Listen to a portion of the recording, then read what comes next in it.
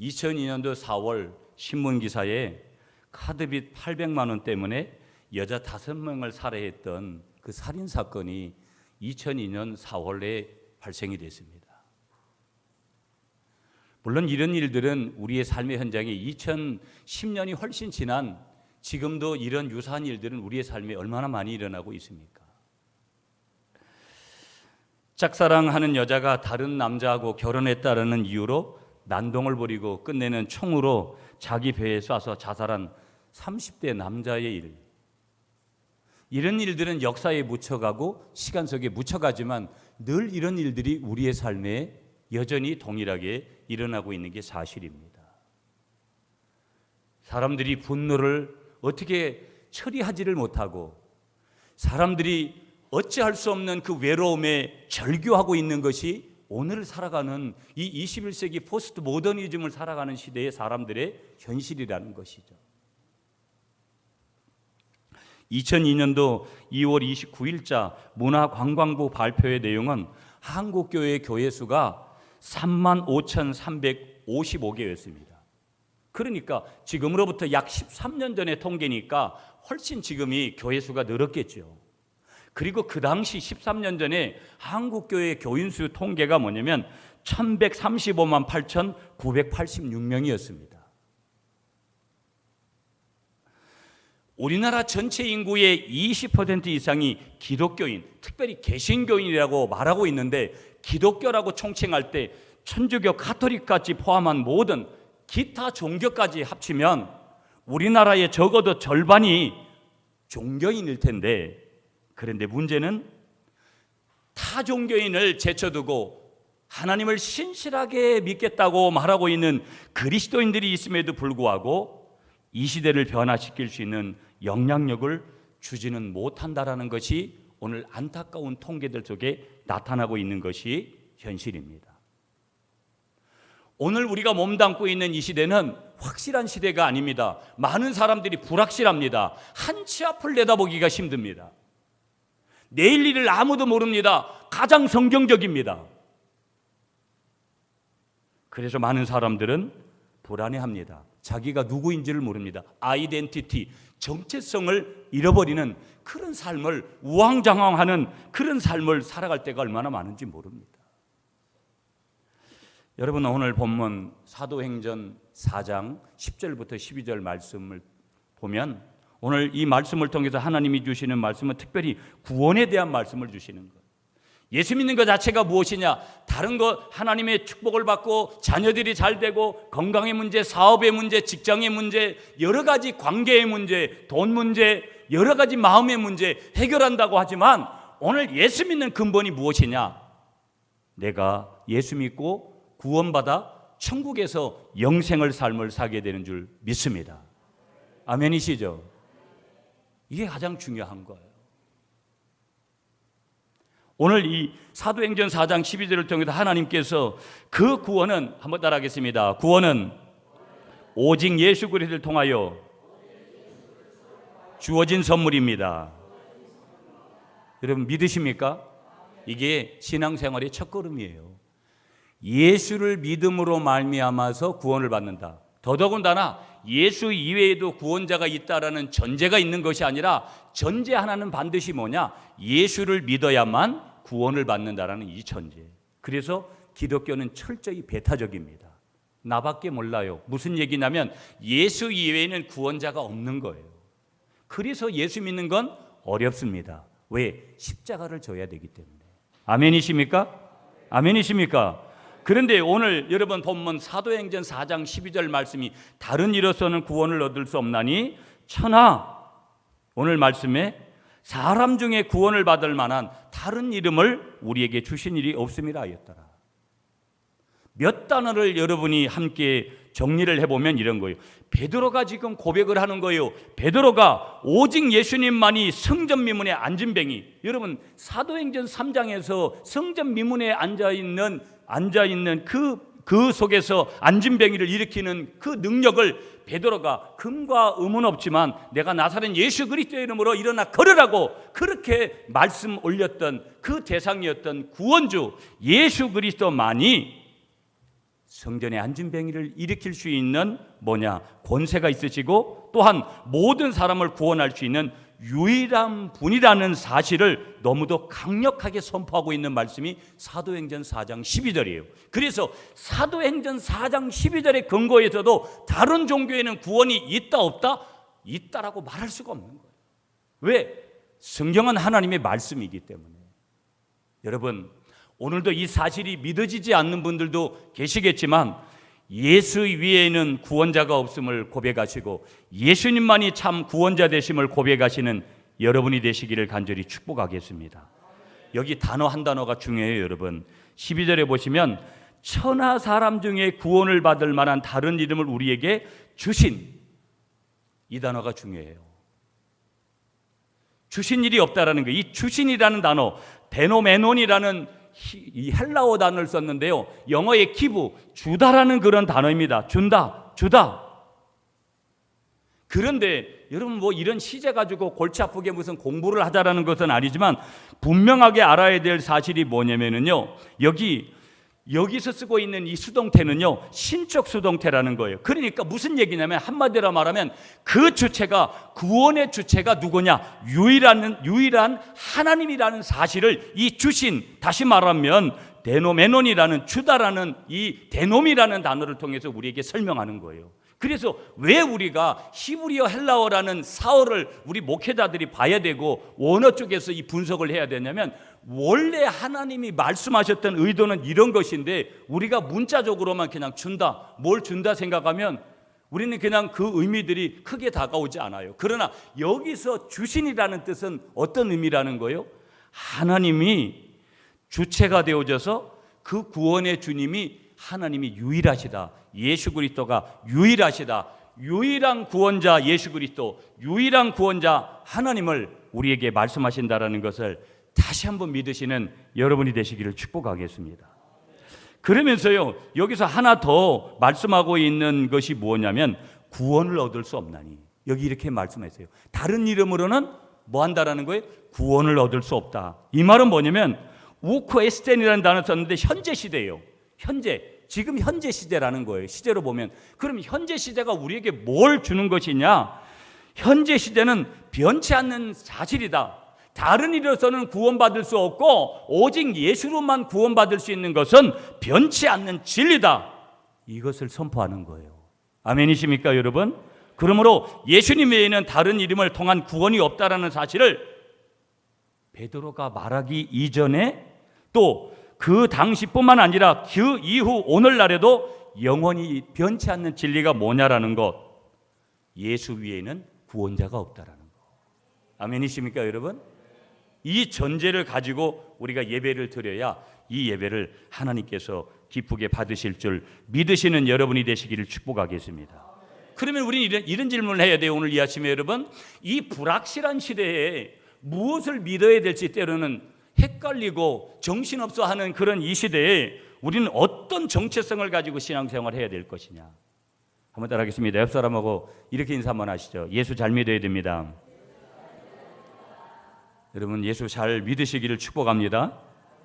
특별히 구원받은 우리 예수 믿는 사람들의 신앙생활이 어떠해야 되느냐, 오늘 저와 여러분들이 이 아침에 본문을 통해서 몇 가지만 은혜를 좀 나누기를 원합니다.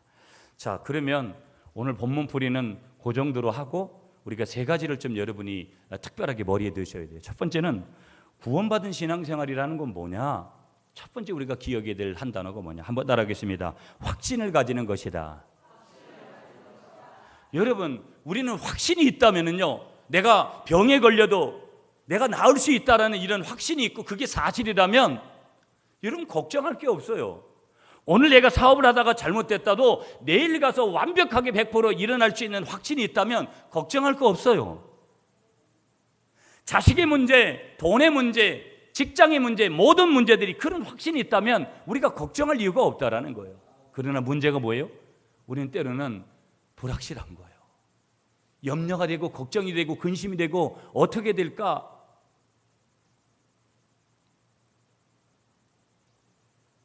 그래서 우리가 구원받은 신앙생활을 하려고 그러면 이 확신이 얼마나 중요한지 몰라요. 이 확신은 다른 말로 말하면 믿는 거예요. 믿는 거. 믿음은 바라는 것들의 실상입니다. 이 바라는 것들을 실상으로 믿는 게 뭐냐면 확신이라는 거예요. 누구에게? 구원받은 성도에게. 그래서 여러분, 신앙생활의 확신은 모든 어려움을 이기는 능력이죠. 여러분, 적어도 이 교회가 하나님이 어느 때가 되면 반드시 부흥을 주실 거다라는 이런 확신이 있으니까 견디고 힘들고 그래도 견뎌가는 목회자의 마음이 있고 성도의 마음이 있지 않겠어요? 여러분들 속에 일어나는 모든 일들에도 그런 확신이 있고 없고의 차이에서 나타나는 증거는 다르다 이 말이에요. 여러분, 삶이 힘들고 어려워도 여러분의 삶에 하나님이 간섭하셔서 좋은 거 주실 거라는 승리의 확신을 늘 가지시는, 구원의 확신을 늘 가지시는, 인도의 확신을 늘 가지시는 여러분이 되시기를 축복하겠습니다. 예수 믿는 사람에게는요, 이 5가지 확신이 참 중요해요. 이걸 그리스도인의 5대 확신이라고 그러는 거예요. 첫 번째는 뭐냐? 한번 따라하겠습니다. 구원의 확신. 구원의 확신. 에베소서 2장 8절 10절에 가면 이런 말씀을 주십니다. 너희는 그 은혜로 인하여 믿음으로 말미암아 구원을 받았으니 이것은 너희에게서 난 것이 아니요 하나님의 선물이라. 행위에서 난 것이 아니니 이는 누구든지 자랑치 못하게 합니다. 여러분, 여러분에게 구원을 은혜로 여러분에게 하나님께서 선물로 주신 줄 믿습니다. 선물로 주신 거예요. 이걸 깨달으면은요, 진짜 미치는 거예요. 그러면 주님을 위해서 뭐든지 다 할 수 있는 거예요. 생명을 거는 거예요. 이걸 깨달은 사람들은 다 모든 것을 다 배설물로 여긴 거예요. 여러분, 여러분을 하나님의 자녀로 부르신 그 하나님 앞에 여러분의 구원의 확신을 올려드리는 여러분이 되시길 축복하겠습니다. 두 번째 확신이 뭐냐면 한번 따라하겠습니다. 사죄의 확신. 사죄의 확신이라는 건 뭐냐면 나는 예수 그리스도 안에서 어떤 죄도 다 회개하면 용서받는다. 그래서 요한일서 1장 9절에 만일 우리가 우리 죄를 자백하면 그는 미쁘시고 의로우사 우리의 죄를 사하시며 우리를 모든 불의에서 깨끗하게 하실 것이요. 한번 따라하겠습니다. 우리를 모든 불의에서 깨끗하게 하실 것이요. 누가요? 유일하신 구원자 예수님께서. 이 확신을 가져야 될 줄 믿습니다. 세 번째 확신이 뭐냐면 한번 따라하겠습니다. 기도 응답의 확신. 아멘이시죠 여러분? 요한복음 16장 24절에 말씀하시는 거예요. 지금까지는 너희가 내 이름으로 아무것도 구하지 아니하였으나 구하라. 그리하면 받으리니 너희 기쁨이 충만하리라. 여러분, 기도해 보세요. 기도해 보시라고요. 목사님, 나는 엊그제 예수 믿어서 기도하면 오래 믿은 사람만큼 응답을 주실까요? 오래 안 믿은 분에게 역사가 더 빨라요. 응답이 더 빠르다고요, 여러분. 기도하시면 놀라운 일이 일어납니다. 120% 이상 놀라운 일들이 일어납니다. 아멘이시죠? 이 확신을 가지라는 거예요. 네 번째 확신 한번 따라하겠습니다. 인도의 확신. 인도의 확신. 이사야 41장 10절에 두려워하지 말라 내가 너와 함께함이라 놀라지 말라 나는 내 하나님이 됨이라 내가 너를 굳세게 하리라 참으로 너를 도와주리라 참으로 나와 나의 의로운 오른손으로 너를 붙들리라. 주님께서 그렇게 말씀하시는 거예요. 예, 우리 악보 하나 띄워주시죠. 찬양 악보. 예.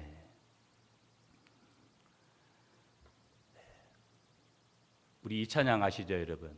이 찬양 우리 한번 할게요. 왜 나만 겪는구나.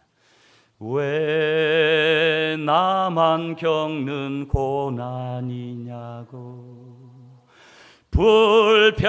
불평하지 마세요. 고난의 뒤편에 있는 주님이 주실 축복 미리 보면서 감사하세요. 너무 견디기 힘든 지금 이 순간에도 주님이 일하고 계시잖아요. 남들은 지쳐 앉아 있을지라도 당신만은 일어서세요. 힘을 내세요. 힘을 내세요. 주님이 손잡고 계시잖아요. 주님이 나와 함께함을 믿는다면 어떤 역경도 이길 수 있잖아요. 힘을 내세요. 힘을 내세요. 주님이 손잡고 계시잖아요. 주님이 나와 함께함을 믿는다면 어떤 역경도 이길 수 있잖아요. 한 번 더 힘을 내세요. 힘을 내세요. 힘을 내세요. 주님이 손잡고 계시잖아요.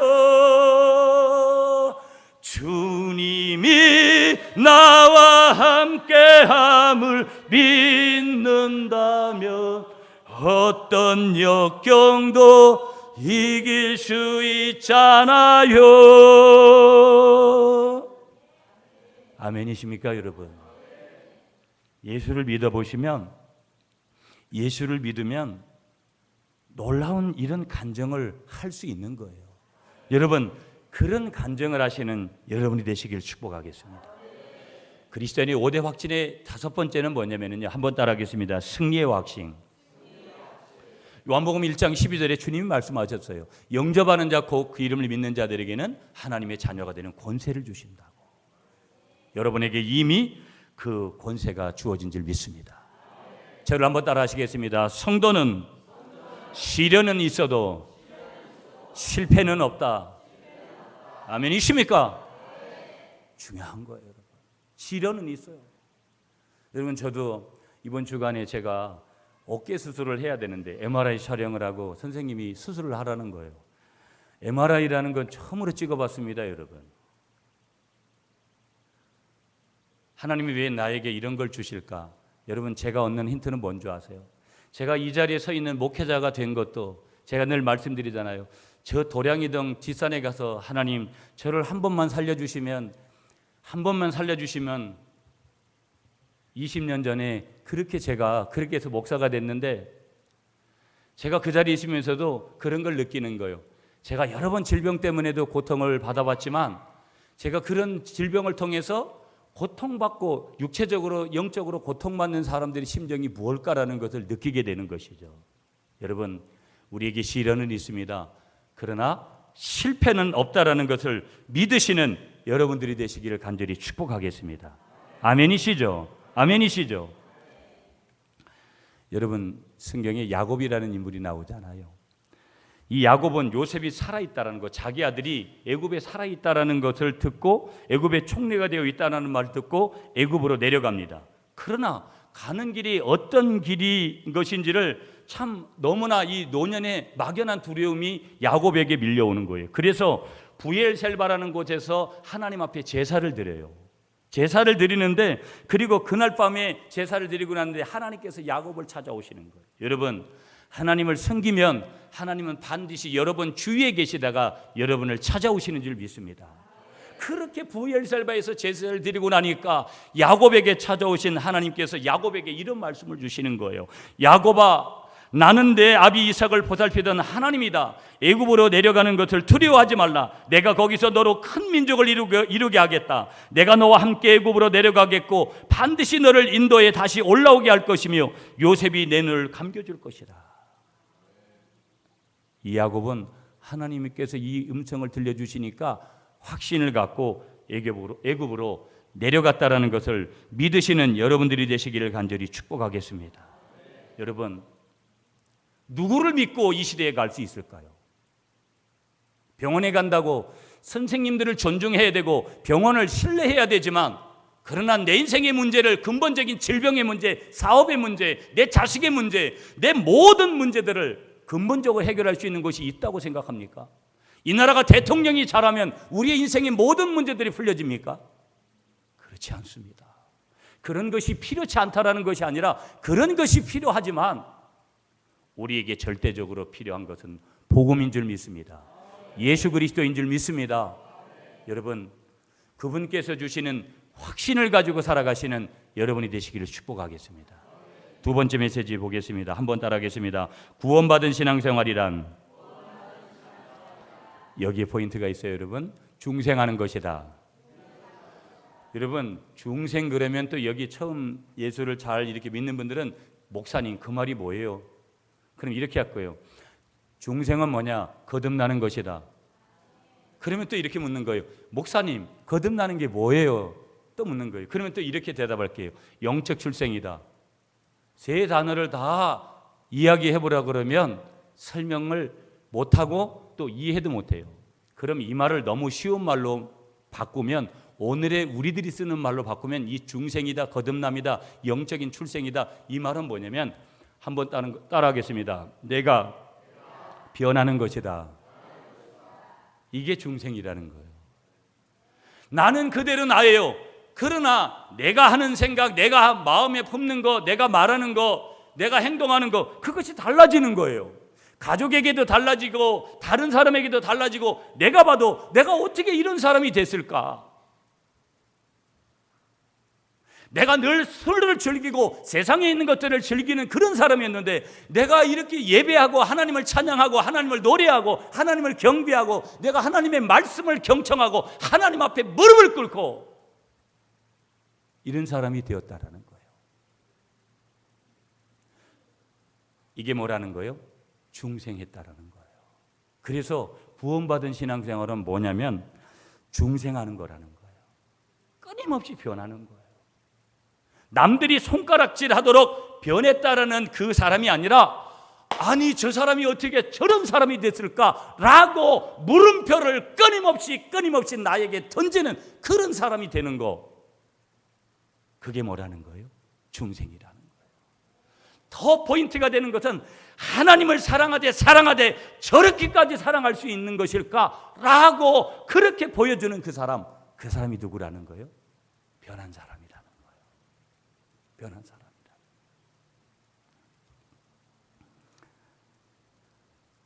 중생이라는 말은, 변한다라는 것은 사람에게만 적용이 되는 거예요. 여러분, 짐승에게는 영이 없습니다. 그래서 영이 없기 때문에, 사람에게만 영이 있기 때문에, 그래서 인간을 뭐라 그래요? 만물의 영장이라고 그러는 거예요. 그래서 사람만이 창세기 1장 28절에 보면 하나님이 인간에게 생육하고 번성하여 땅을 정복하고 모든 생물을 다스리라 그렇게 말씀하신 줄 믿으시는 여러분이 되시기를 축복하겠습니다. 그래서 인간이란 삶을 통해서 존재하기 때문에 시편 49편 20절에도 존귀에 처하나 깨닫지 못하는 사람은 멸망하는 짐승 같도다 그렇게 말씀을 주셨듯이, 아무리 멋있는 것 같아도 하나님을 알지 못하고 삶적인 존재를 깨닫지 못하는 사람은 뭐하고 같다라는 거예요? 짐승하고 같다라는 거예요. 여러분, 짐승이 아니라 하나님의 이마고 데이, 하나님의 형상을 가지시는 하나님의 축복의 사람이 되시기를 간절히 축복하겠습니다. 그래서 신앙생활은 거듭나는 거예요. 창세기 2장 7절에도 여호와 하나님이 흙으로 사람을 지으시고 생기를 그 코에 불어넣으셨으니 사람이 생명이 된지라. 이 생기가 아담과 하와가 타락함으로 말미암아서, 선악과를 따먹으로 말미암아서 불순종의 결과로 그 기능이 상실되어졌는데, 이 죽었던 기능, 생기의 기능, 하나님과의 연결이 단절되어졌던 분리되어졌던 것들을 예수 그리스도를 믿음으로, 말씀과 기도로 신앙생활에서 회복이 되어야 될 줄 믿습니다. 그러니까 중생한다라는 것은, 거듭난다라는 것은 옛날에 내가 없어지고, 한번 따라하겠습니다. 옛날에 내가 없어지고 예수 안에서 새로운 나로 다시 태어나는 것이다.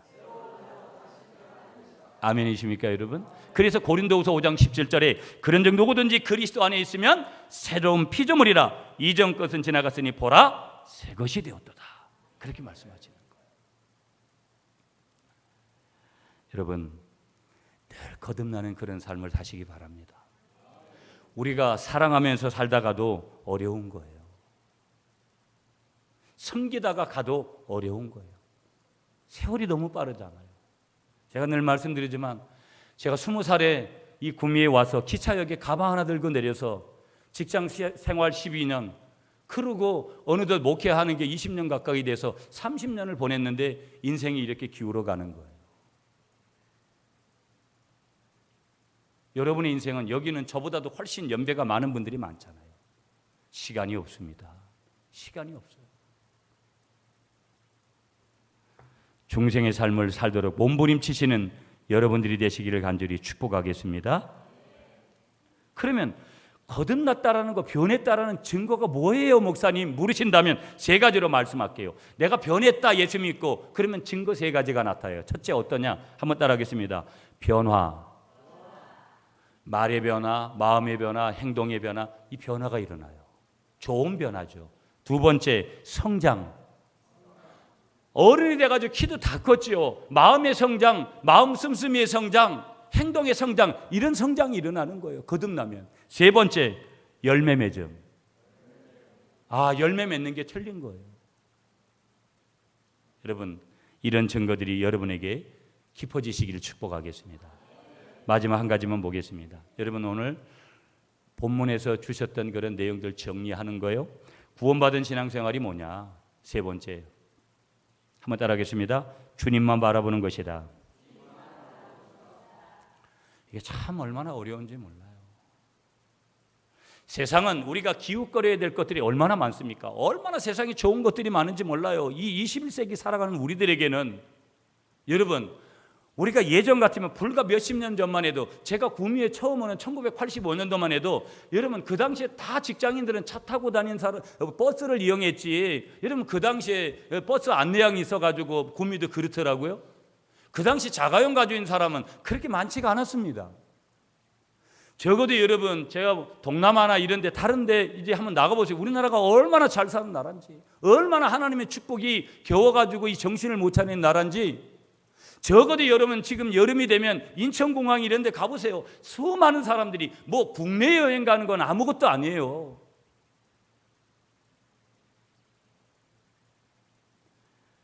그런데 보세요. 그 이면에는 어떤 것이 있는가요? 좋은 것만 있는 게 아니에요. 요즘은 여자들만이 바깥 출입을 못하는 것이 아니라 남자들도 함부로 어떤 그 정해지지 않은 장소에 갔다 하면 자기 생명이 위태로워요.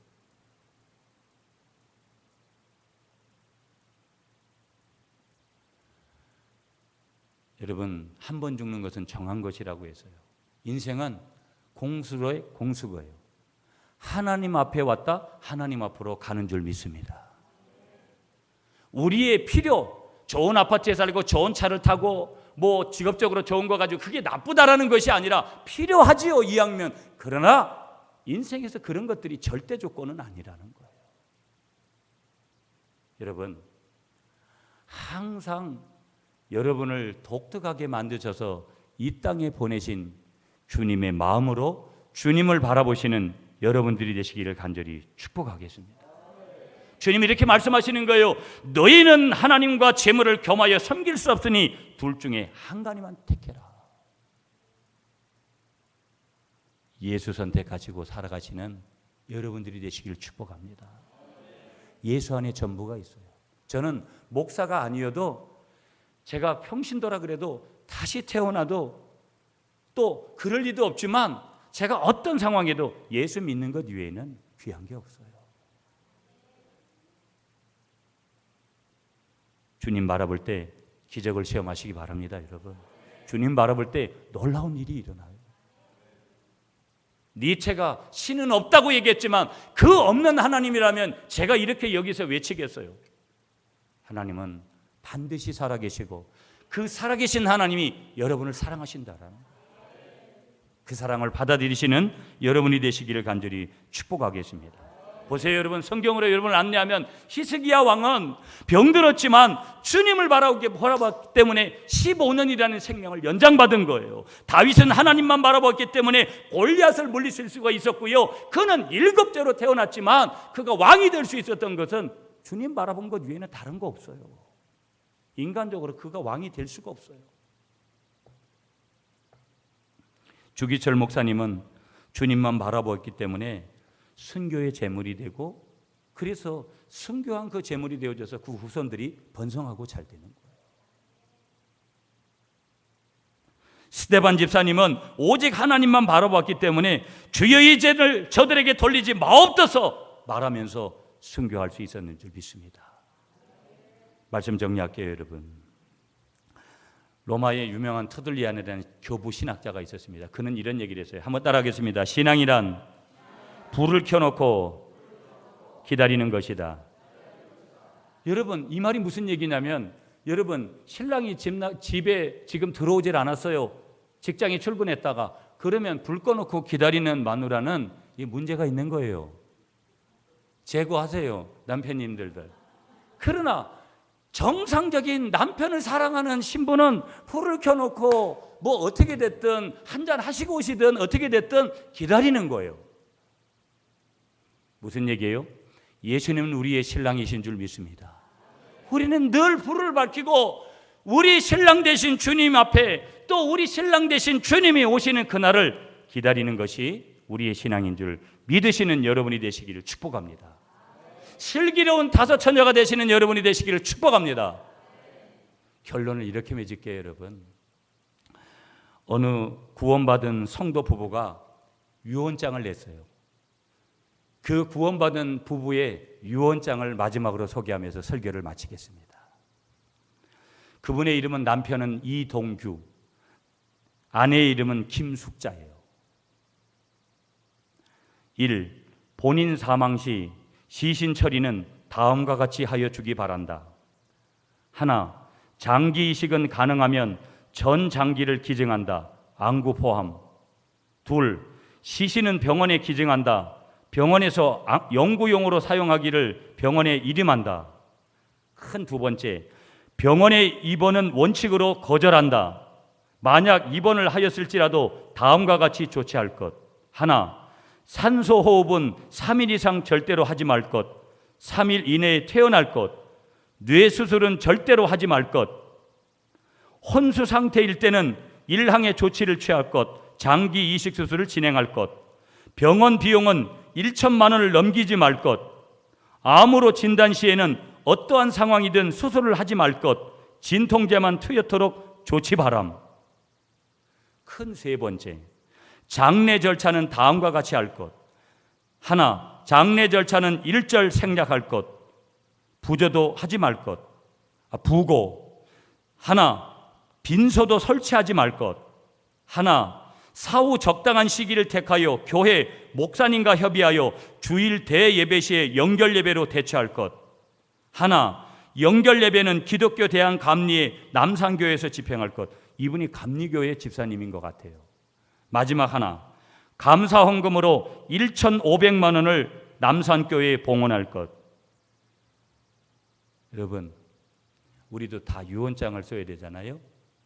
유언장 안 쓰고 가는 분도 계시지만 여러분은 어떤 유언장을 쓰실래요?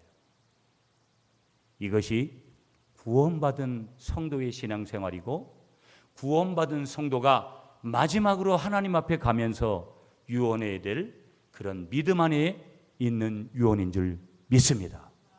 그러므로 오늘 주신 말씀 앞에서 겸손하게 경청하시고, 나는 구원받은 성도다, 하나님의 자녀다, 그 구원받은 성도답게 오늘 주신 말씀의 근거에서 늘 승리하시는 여러분이 되시기를 간절히 축복하겠습니다.